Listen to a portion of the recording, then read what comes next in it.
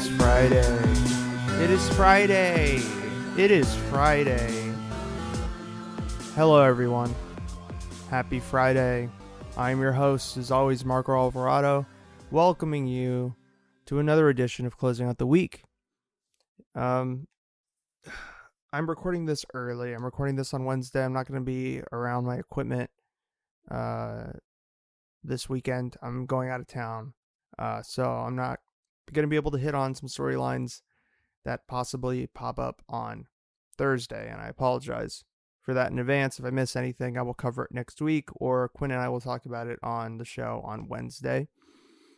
But everything that's happened up till now really has revolved around the fires that have re-sparked, no pun intended, in California and all along the West Coast, really. It's been shitty.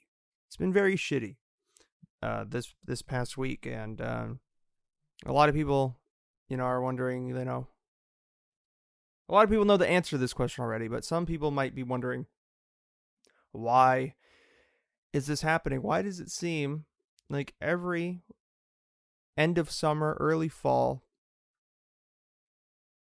we get terrible, terrible fires in California, and they increase in severity every year? It gets worse and worse and worse. What are we doing? Why is this happening? Well, there's a lot of reasons, but every reason links back to us, people, humans. It's our fault. Whether it's a family exploding something in the middle of a dry field for a gender reveal party, or if it's because of our emissions that cause global warming. Any way you dice it, any way you slice it, it's us. In a quote from Dr. Park Williams, a bioclimatologist at Columbia University's Lamont Doherty, I don't know, Earth Observatory. The quote is, this climate change connection is straightforward. Warmer temperatures dry out fuels. And in areas with an abundance of very dry fuels, all you need is a spark. So what he's talking about is grass, greenness. And because the temperatures here are rising every summer, it's getting hotter and hotter, dries out things faster and faster, which means for longer, drier fire seasons in California. To continue, he says, in pretty much every single way, a perfect recipe for fire is just kind of written in California.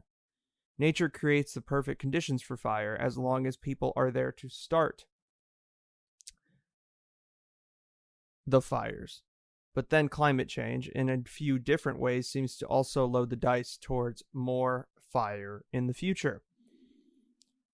So even if the conditions are right for a wildfire, you still need something or someone to ignite it, right? Sometimes the triggers nature, like the unusual lightning strikes that were set off in the LNU lightning complex fires in August. But more often than not, humans are responsible, says Nina S. Oakley, a research scientist at the Scripps Institution of Oceanography.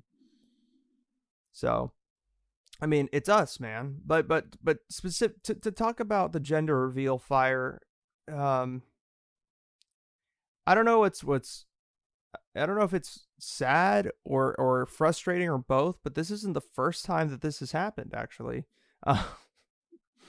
So the fire I'm talking about with the gender that was caused by a gender reveal celebration is called the El Dorado fire in California, and it was ignited as a family was using a pyrotechnic device to announce the gender of their new baby. An elaborate plan to reveal baby's gender went disastrously wrong when a smoke-generating pyrotechnic device ignited a wildfire that consumed thousands of acres east of LA over the holiday weekend.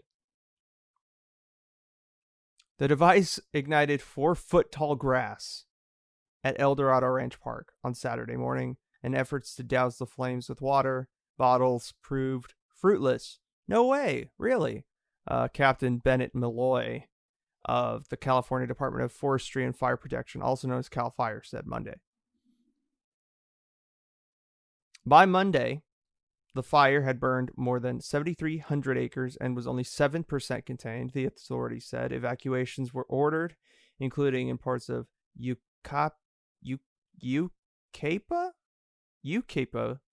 I don't know how to... See, I can't pronounce anything at all, apparently, but it's a city, a nearby city of nearly 54,000. Nearby city of LA. It was just one of several fires that continue to burn out of control up and down California. No injuries or serious structural damage were immediately reported. Okay, immediately being keyword.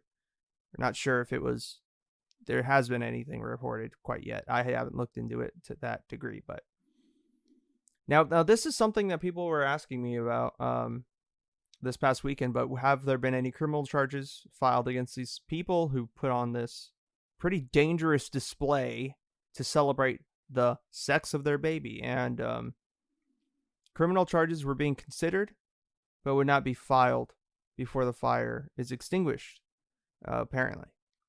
CAL FIRE could also ask those responsible to reimburse the cost of fighting the fire, which, good luck raising that baby and also footing that bill, man. Because, yeah, babies are already expensive enough. And then if you're going to, ignite a statewide fire in honor of your baby, you gotta hope. I'd hope you're loaded enough to be able to afford that, because that just means that your baby's gonna have to grow up, and every time your kid is like, "Hey, Dad, can we go to Disneyland?" you have to look him in the eye and say, "No, son." The baby actually is a boy, by the way, but no, son. We can't afford it.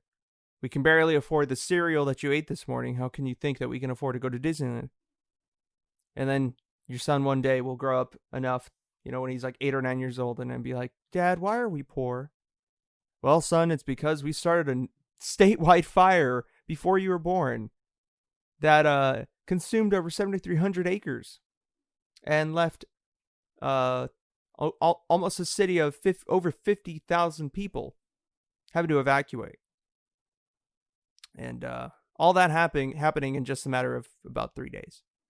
So we've had to pay back numerous amounts of money to CAL FIRE. So that's why we're poor, son, because we're dumb and we ignited a firework in the middle of a field of 4-foot tall grass. That is why. "Wow, Dad, it sounds like you and Mom are pretty dumb." Yes. Yes, we are, son. Yes, we are. I hope he says that to his parents one day, because that's what they deserve to be told. I can imagine they feel bad. But, I can imagine people who have been displaced by this and affected by this family's incompetence and utter stupidity feel a lot worse. Having homes threatened. I can imagine that's a lot worse than having to, just start the fire and kind of leave the premises and call the firefighters to come fight it for you. I'm glad that they're owning up to it. I'm glad that, there's not really a way that they can't. There's a video of this happening that you can go look for yourself. But yeah, even if they wanted to, they wouldn't have been able to kind of back out of this. So I guess at that point, they had to own up to it regardless. At least they're smart enough to do that, you know what I mean? To just totally say, yeah, we did this thing. But yeah, good luck paying that bill, man. Good luck paying that bill. But like I said, this wasn't the first time this happened in the name of a baby that hasn't been born yet. No. One celebration sparked a wildfire in Arizona. So in April of 2017, near Green Valley, Arizona, about 26 miles south of Tucson, an off-duty Border Patrol agent fired a rifle at a target filled with colored powder and tannerite, a highly explosive substance, expecting to learn the gender of his child. When placed with colorful packets of powder and shot at, tannerite can fill the air with colorful residue for gender reveal parties, blue for boys or pink for girls. Right? Okay. We know how gender reveals parties work, but the resulting explosion sparked a fire that spread to the Colorado National Forest, and it consumed more than 45,000 acres, resulted in $8 million in damages, and required nearly 800 firefighters to battle it. The border agent immediately reported the fire and admitted that he started it. The U.S. attorney for the District of Arizona said in September 2018, the agent, Dennis Dickey, pleaded guilty to a misdemeanor violation of the United States Forest Service regulations, admitting that he had ignited what became known as the Sawmill Fire and agreed to pay more than $8.1 million in restitution. Jeez, man, that is ridiculous. Holy crap. Jesus Christ, that is terrible. But like I said, at least he reported it and he was like, no, I'm guilty. Okay, like I did it. I feel terrible and I'm going to pay back whatever's needed. I mean, at least you did that, but still you ignited this thing. You should have had the foresight. How about no playing with explosives? How about that? Why not just cut a cake instead? Why not hit a piñata instead? You know, why do you need the explosions? Oh, because I forgot. We live in America, and in America we gotta explode things with guns. It's the only way to do it, man. Right? Yeah, okay. Yeah, I forgot. Silly me to think that we could be smart here. Right? At this point, what do I expect? What could I expect? Come on. But yeah, apparently things going wrong during gender reveal parties is kind of a trend. There's been a car that exploded in Australia for a gender reveal party. It didn't cause a wildfire, but it exploded. A plane crashed after dumping gallons of pink water in Texas, and like the two people that were in the plane barely got out, escaping major injuries. And then there was like a woman who was killed in Iowa in an explosion. She was actually struck by flying debris from her device that was supposed to shoot plumes of smoke at a gender reveal party. And she died instantly after a metal piece from the device struck her in the head. So yeah, I tweeted this about 2 days ago, but we need to ban gender reveal parties. Not only are they just a dumb concept, but they're dangerous, apparently. And apparently, gender reveal parties have done more damage in California alone, and to property in California alone, has done more damage than all the protests, all the Black Lives Matter, George Floyd protests, the Jacob Blake protests, have done combined. So, yes, I think it's time we ban these stupid parties. How many parties do you really need? Think about it. Okay, so before the baby is born, how many parties are you going to throw for the freaking baby? You're going to have your gender reveal party, and then you're going to have your baby shower. 2 parties, and then once the baby's born, you're going to probably throw a party because, oh, the baby's here, right? At some point. And then you're going to have the first birthday, which is a big fucking thing. How many parties does this fucking thing need? I don't understand. It doesn't make sense to me. I get it. You love your kid. Good for you. You know, a baby shower, first birthday. 2 parties. Why not just 2 parties? 2 parties is good. Before the baby's born, when the baby's born. It turns 1. Survives a year. Its first year. I don't see how that's too difficult. And I don't think, most first, 1-year-old kids' birthday parties end in a wildfire, right? There's no explosions at a 1-year-old kid's birthday, I would hope. Of course, living in this country, being from here, people would find a way to fuck it up. But I think that is a lot safer than this, right? I don't think I'm crazy for thinking that.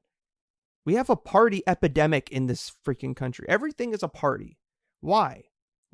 It doesn't make sense. I'm all for holidays, but for parties, we don't need parties for everything. It doesn't make sense to me. But whatever. So that's my little rant for this week. I know a little looser. But like I said, there wasn't much to cover in terms of news up until this point for this week. And like I said, if there's anything that will need to be covered, Quinn and I will tackle it probably on Wednesday, or Quinn will talk about it on Monday on Hang 10. So without further ado, I'll bid you an adieu. Please follow us on Instagram at The Closers Podcast. Please follow us and like our page on Facebook at Closers Podcast, and subscribe to our YouTube channel. It is The Closers Podcast.